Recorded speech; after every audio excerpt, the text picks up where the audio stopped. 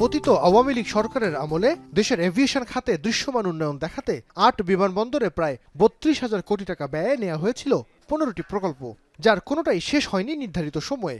উল্টো দফায় দফায় বেড়েছে মেয়াদ আর খরচ। এর মধ্যে উল্লেখযোগ্য প্রকল্প শাহজালাল আন্তর্জাতিক বিমানবন্দরের ৩য় টার্মিনাল। শুরু থেকেই এই প্রকল্পের ব্যাপক খরচ আর নকশার ত্রুটি আলোচনায়। সম্প্রতি ২৩,০০০ কোটি টাকা ব্যয়ে নির্মিত টার্মিনালটির গ্রাউন্ড হ্যান্ডলিংয়ের দায়িত্ব পায় বিমান বাংলাদেশ এয়ারলাইন্স।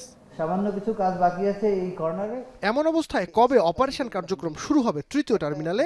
বেবিচক বলছে চলতি বছরের মার্চে পুরো কাজ শেষ হবে আর ফ্লাইট চলবে নভেম্বরে। যে টাকা খরচ হয়েছে তাতে আপাতত টার্মিনালটিকে অপারেশনে আনাই মূল লক্ষ্য। দুর্নীতির দায়ে ইতিমধ্যে প্রকল্প পরিচালককেও সরিয়ে দেওয়া হয়েছে।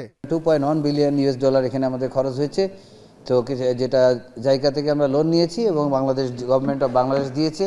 সো এই প্রজেক্টটা আমরা অতি দ্রুততার সাথে শেষ করতে চাচ্ছি। আমাদের এক্সপেকটেশন হলো অক্টোবরে শুরু করা, অক্টোবরে না পারলে আমরা নভেম্বরের ভিতরে ইনশাআল্লাহ এই বছরে আমরা অবশ্যই শুরু করব, এটা অ্যাট এনি কস্ট। বাকি বিমানবন্দরগুলোতে চলমান প্রকল্পের অগ্রগতিও জানানো হয় ব্রিফিংয়ে। সিভিল এভিয়েশন বলছে চট্টগ্রাম শাহ আমানত বিমানবন্দরের কাজ চলতি বছরের ডিসেম্বরে, সিলেটের ওসমানী আন্তর্জাতিক বিমানবন্দরের সম্প্রসারণ ও কক্সবাজার বিমানবন্দরকে আন্তর্জাতিক করবার কাজ শেষ হতে লাগবে ২০২৬ সালের জুন নাগাদ।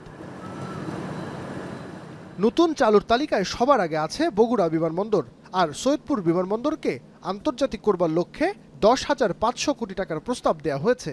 এটা বর্তমানে সব স্টেপ পার হয়ে অর্থ মন্ত্রণালয়ে আছে, অর্থ মন্ত্রণালয়ে টাকা ছাড় করার জন্য এটা মনে হয় অ্যারাউন্ড ৫,৫০০ কোটি টাকা লাগবে। আর এখানে আমাদের যে ইনফ্রাস্ট্রাকচার ডেভেলপ করবো সেটার জন্য অ্যানাদার 5,000 crore টাকা আমাদের লাগবে।